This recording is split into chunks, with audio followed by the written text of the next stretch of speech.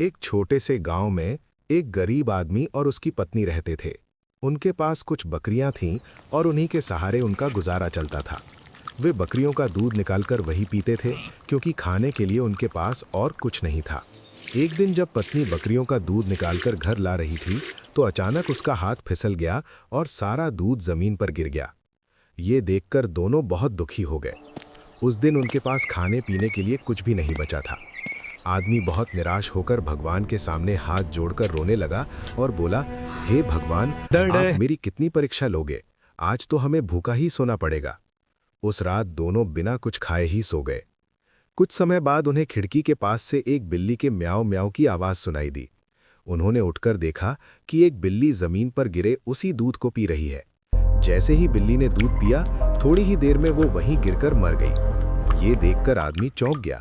उसने बिल्ली को उठाकर देखा, वो सच में मर चुकी थी। तभी उसे समझ आया कि दूध जहरीला था।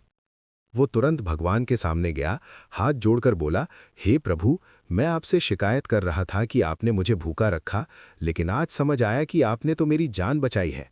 अगर हम वो दूध पी लेते तो शायद हमारी भी यही हालत होती।